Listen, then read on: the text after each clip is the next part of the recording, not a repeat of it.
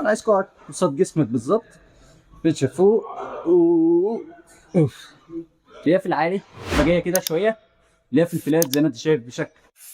لا ده غلط، ده الصح.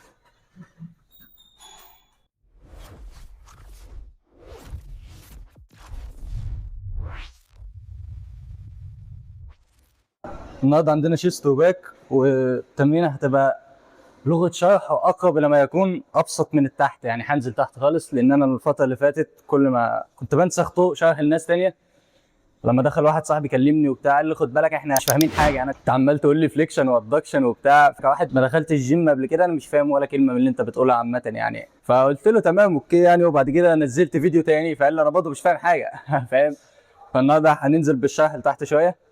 نبدا من اول حاجه، من اول التسخين خالص. طبعا انت اول ما دخلت الجيم اكيد في واحد قال لك سخن، انت بتسخن عشان ما تتصابش، محتاج تسخن لوح الكتف ومحتاج تسخن كوعك، الاثنين هتسخنوا بشكل واحد. هتجيب اي كابل عندك وتربطه كده. بعد كده انت هدفك ان انت تحرك لوح الكتف، بقى يبقى عندك حركه لبره، تطلع فوق، تنزل على نفس النمط. انت كده ده تقريبا الشكل ده يكفيك عن كافه انواع التسخينات الثانيه. انت كده الشكل ده لوحده، وبعد كده تخش تمرينتك عادي، تضمن ان مفاصلك تمام 10 على 10.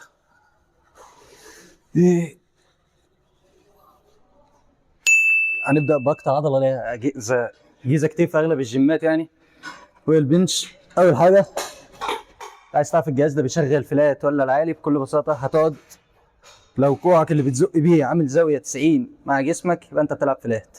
تمام. لو انت قعدت لقيت نفسك بتزق ناحيه دقنك لفوق انت بتلعب عالي. انت قعدت ارفع كرسي شويه، لقيت كوعك بيزق لقدام، كوعك عامل 90 مع جسمك، يبقى انت كده شغال فلات عادي، يبقى دي بنش فلات. تمام. مش لازم بقى تعرف الياف الفلات طالعه منين واقول لك كوستال وسينستال والكلام ده، مش وقته. حاجه بقى اللي هنشرحها بعد كده، وهي ازاي تلعب بيس، لان اغلب الناس بتلعب بيسات غلط. جايب لك انا معايا شويه حاجات حلوه. غالبا تكون بتلعب بيس كده، غالبا لو انت مش بتلعبه كده يبقى انت بتلعب صح عشان ما تصدعناش. المهم كوعك هيبقى فوق، تطلع نازل، هي هي 90% ضايع من على الشيست عشان تلعب صح.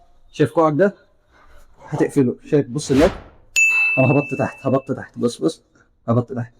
تمام. بنش طلعته لفوق، بنش طلعته لفوق، يبقى كوع اهو. بعد ما كان فوق نزل البنش لفوق، يبقى كوعك بعد ما كان فوق نزل، كتفك بعد ما كان متلابس فوق نزل، التلابيس نفس الكلام. ارجع للاخر، مفيش حاجه اسمها العضله تتقطع لما ترجع للاخر وبتاع، طالما معود جسمك على نمط حركه معين ما تقلقش. ارجع زق. يبقى انت هتركز على حاجات، انا مش عايز كوعك تحت كده، مش عايز كوعك فوق، انا عايز كوعك قصاد جسمك بالظبط، بنش فوق اوف. بس خش مجموعه فعاله، نلبس الاول. المهم الطلعه، الجهاز ده بيبقى ورا شويه، الجهاز ده بيبقى ورا شويه. انت غالبا هتحتاج تزق كده، تنزل فوق، بعد كده تقعد وتزق، تحط رجليك الاثنين كويس في الارض وتزق، بعد كده تظبط كوعك. بسم الله.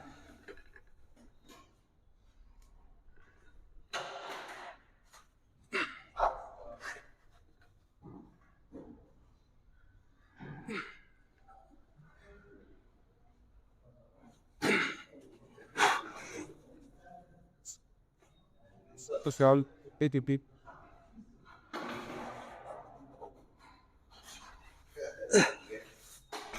بالنسبه بقى للفشل العضلي، مفيش حاجه كانت تقدر تشرح الفشل العضلي اكثر من العده اللي انا جبتها في الاخر. عايزك تفضل تطلع لحد ما تجيب اخرك. طبعا دراسات قالت ان عدتين او ثلاثه قبل الفشل العضلي هي نفس لما توصل الفشل العضلي، بس انت غالبا مش هتعرف تقدر، فهتبدا تنزل بدري مره بتاع. انت من الاخر خش التمرين وموت وتوكل على الله. كده خلصنا هنا. انا مت، انام ساعتين.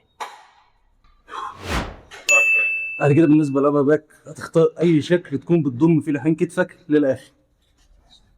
تمام.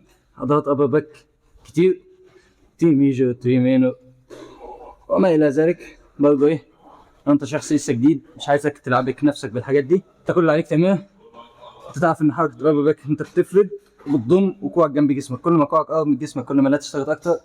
الابر باك فوق انت هتختار اي شكل في الجيم يكون منفرحين كتفك للاخر نفس الشكل كده، كوعك بعيد مش جنب جسمك، لو لازق جسمك يبقى لا. فين تحط مسند الجهاز؟ تحت العظمه اللي عندك دي على طول، عشان في ناس هنا بتشتكي من التنفس. حاول تخلي اغلب خفض الصدر فوق، ما تنزلش كده بحيث ان هو يبقى كاتم على صدرك قوي. في نفس الوقت شوف ناس بتوطي لقدام، ما انت قافل على نفسك كده هتتنفس ازاي؟ اطلع فوق شويه، خلي دي كده وقوم. طبعا الوايدو معامل اليومين دول على انه شكله كخه نظرا لكثره الاهتمام بالتي بار، فانا كان بقالي سنتين بلعب تي بار باين، كنت عايز اغيره، فهنلعب النهارده وايدو ان شاء الله. طبعا انا لما لعبت اول مره لقيت الاوزان فيه زايده الصراحه عن المتوقع يعني، فعجبني. اختار شكل انت بتحبه خلاص. تمرين النهارده من غير شداد او البواب، نظرا لانها غالبا هتبقى موجهه للناس ما دخلتش الجيم كتير، فمش عايز حد يخش بقى يلاقيني بربط وبعمل وبلف، يزهق فاهم. لما قبل ما اجيب الحاجات دي، لما كنت واخدها يعني كان صار ضرب، انا كنت بقول لما اجي الجيم اخد كل الحاجات دي معايا. يا عم طب مش واخدها مش جايبه، بس طبعا مع الوقت كنت عبيط. المهم غالبا ده اسوأ فيديو انا عملته. مش عارف انا دايما لما باجي قدام الكاميرا بيبقى عندي اول تلت ساعه كده لحد ما اخد على الوضع وبتاع، مع ان امبارح كنت شايف واحد بيعاكس بنت في الشارع قدام عيني كده وماشي وقلبه جامد وفاشخ صدره كده. انا اللي اتعكستها، انا اللي. ساعتها اول ما شفته قلت حاجه واحده بس، يعني هو يعمل اللي انا عايزه وانا ما اعملش اللي انا عايزه. المهم نكمل تاني، نخش المجموعه بتاعتنا. المجموعه اللي فاتت كوعي فيها كانش احسن حاجه، وانا بلعب برجع ورا كان كوعي بينزل تحت، انا عايز احافظ على كوعي نفس ينجو في موشن ده، فلما الوزن بيتقل عليا بنزل تحت سيكه. هي مش اوبتيمال تمام، يعني مش احسن حاجه يعني. نحاول نكبت فوق. بسم الله.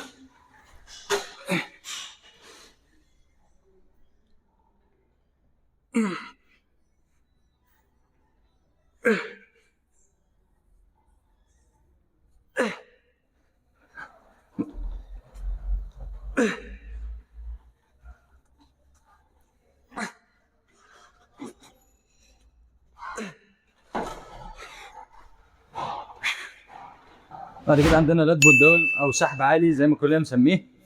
بالنسبه للجهاز ده عشان طلع شويه كلام كده، قال لك لما تلعب ده مش هيطلع لك جناحات وبتاع، مفيش حاجه اسمها كده تمام. زي ما قلت مبدا اختيار الاشكال عندي اي شكل انت مرتاح فيه. انا مش فاهم معايا اوبتيمال خط بيعزل العضله، المهم ان انت مرتاح فيه مش بيضايقك، حبه زي الفل، ده احسن شكل اوبتيمال ليك. انما اللات بول داون هنا ايه التريكات اللي ممكن تكون في اللات بول داون؟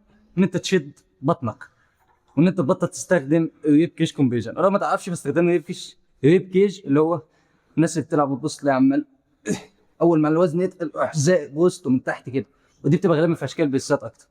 المهم انت بتلعب لات بول داون، شد بطنك تبقى ثابت، انا عايزك تبقى كده يب نفس نمط الحركه، ما تقعدش بقى مالهاش لازمه. اه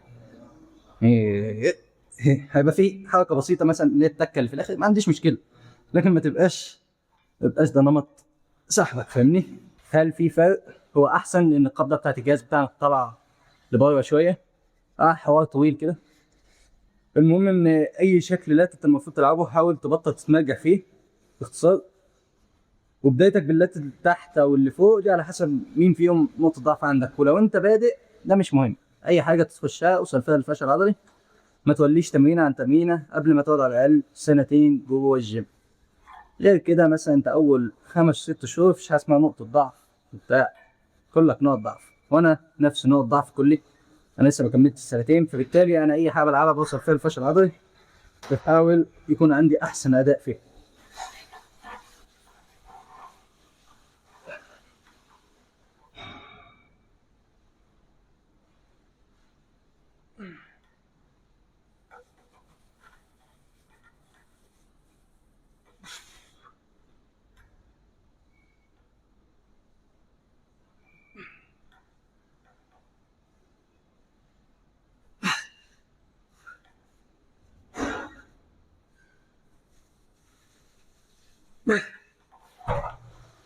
بعد كده هتخش اي شكل بنش عالي عادي، اللي في البنش عالي جايه من تحت لفوق او من فوق لتحت، عايزه كده، المهم انها جايه بزاويه من هنا. عشان تستهدف الليف البنش عالي، لو انت قاعد مستقيم ايدك لازم تبقى لفوق، بالتالي فايدك لازم تبقى محاكيه حركه الليف البنش عالي. ما تبقاش بتلعب عالي وايدك لبره كده زي ما كنا بنلعب في الفلات، لا، ايدك ناحيه كده شويه برضه مش كده، بين ناس كتير مش فاهم حوار الزاويه ده، فخلينا نبسطها. نوع مثلث في خامس زاويه في متساوي الاضلاع. خلينا نقول نوع مثلث خامس زاويه. الشفه اللي قدام ده هو طول العمود على القاعده الصغيره، تمام. الطول ده اللي هو زاويه الكوع اللي طالعه. ادي جسمك هو القاعده، الطول اللي هو زاويه كوعك. هو عامل 90 يبقى فلات. انت كنت بتلعب على كرسي، ايدك زي ما هي، بقيت بتلعب كده، انت مايل وايدك برضه عامله 90، فانت بتلعب فلات. عشان كده الناس ياما بتتخدع، قاعد على جهاز يبقى الكرسي بتاعه مايل لورا شويه وهو بيزق كده عشان هو مايل، فكر نفسه بيزق فوق وهو بيلعب عالي. لا، انت كل ما عليك تعمل انت تشوف القاعده بتاعت المثلث، الطول اللي هو زاويه كوعك، لقيت نفسك عمودي يبقى انت بتلعب فلات زي ما انت. جميل جميل. يبقى عشان تستهدف العالي، اديك اهو، ادي جسمك. خلينا نفترض ان دي كده مش موجوده، جسمك في السطح كده كانه مستوي. انا عايز العب عالي، اما انا عايز ازق كده. الزاويه المعموله دي مش 90، انا هزق كده، دي كلها مش 90.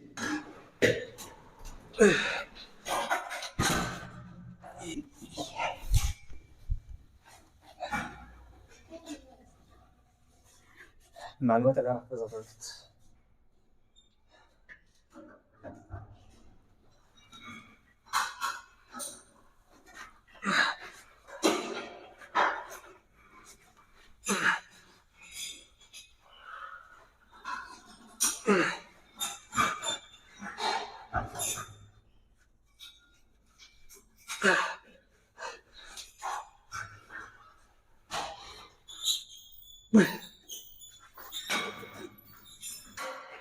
انا من الناس اللي مش بتحس باللات، فبقالي فتره كبيره بحاول دايما العب في حركه نص دقيقه، وفعلا بقيت احس بيها. لكن التطور ماشي، مش اللي هو التطور الخارج بقى اقول لك الحق ده.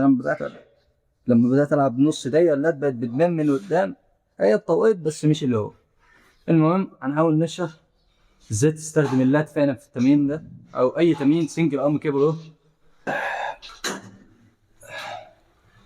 اول حاجه توطية، ترجع لورا، كتف هينزل تحت. ده لا، ده غلط، ده الصح.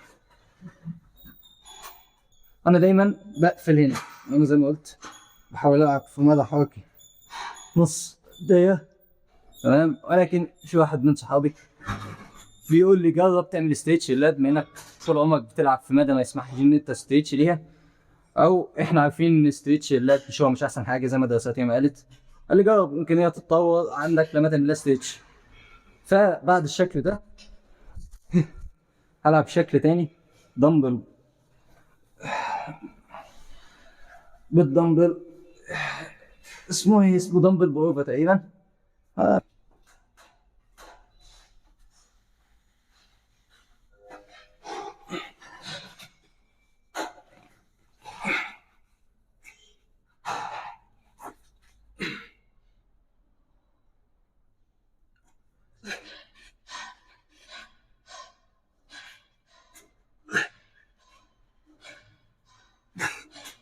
كده التمرينة خلصت بالنسبة لإنسان عادي، ولكن هنجرب نلعب الشكل الأخير معايا أنا النهاردة، اللي هو بالدمبل. طبعا أول مرة ألعبه، فدي هتبقى تجربة كويسة فشخ، عشان هوري الناس أنا لما بعوز أجرب حاجة بعمل إيه. حرفيا بخش أعك زي ما بيقولوا بصور، بعد ما أصور ألاقي إن في أحسن، وهكذا تفضل الدايرة دي شغالة. وكل يوم تقريبا بغير شكل أو اتنين، لحد فيديو النهارده وأنا بصور فيه أشكال كنت بعدي فيها على نفسي. فخلينا ندخل ونبطل كده.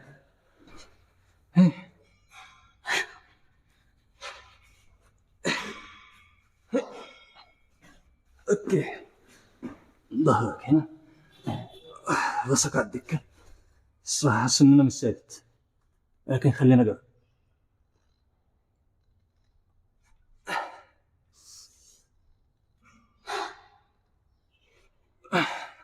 حاسس مش احسن حاجه،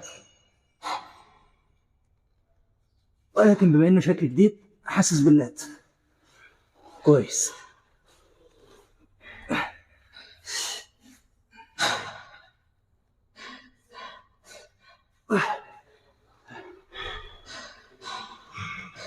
المشكله لما اخلص هعمل ايه؟ هعمل وزن ده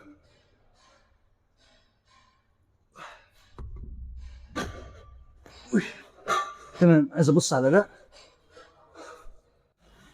بعد ما جيت الاداء مش وحش الصراحه بالنسبه للشكل اول ما العبه، لكن هنحاول نضيف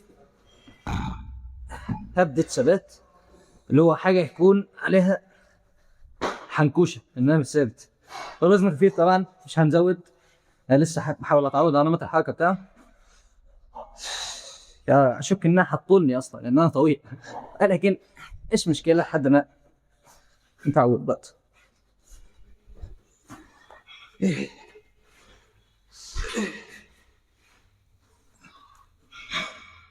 عيب عليك. تمام انزل كده جامد، ده احسن من الموضوع الاولى بيعمل.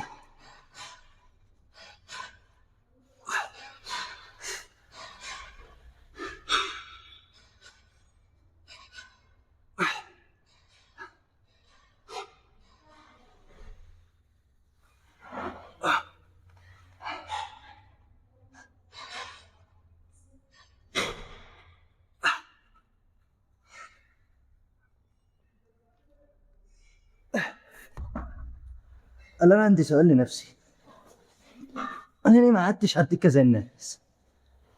يعني ليه ما قعدتش كده؟ عرفت؟ بص يا جدعان انا ما عادش قادر، انا كتفي توشه غالبا من الخبطه اللي فاتت دي، فانا عايز اعمل شويه بوزنج واروح بيتنا اشوف الحصان. المهم بالنسبه للترابيس اي شكل، دمبل شراج على السميث شراج، كبر شويه عشان يشوفوك، سواء هتلعب دمبل شراج او هتلعب شراج على السميث او هتلعب على الكيبل، مفيش اي مشكله اي شكل ترابيس. ولكن الياف الترابيس جايه من هنا هتلاقيها جايه عامله كده مع الرقبه، في شويه الياف جايه بشكل طولي هتلعب لها شراج ريدز على اي جهاز وو زي الكيبر او الوايت بعد ما تخلص المجموعه بتاعتك. بعد كده تعالى نعمل شويه بوزنج. الياف بنشك 3، ادي العالي ادي الفلات، السفلي تبقى طالعه دايما ده الاساس. الياف العالي تبقى جايه كده شويه، الياف الفلات زي ما انت شايف بشكل طولي او عرضي مع جسمك، الياف العالي جايه بزاويه من هنا لهنا، فانت عشان تستهدف العالي محتاج تطلع بيها الزاويه لفوق في اتجاه حركتها. انا لو ركزت مع ايدي هتلاقي ايدي عامله كده نفس الاتجاه بتاع الالياف دي.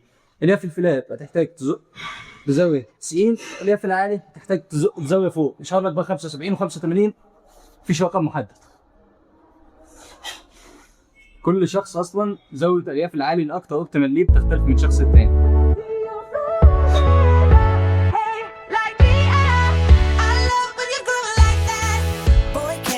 Talk to me, it's what I want the most in my life. They say you're out of my league, but I don't give a damn.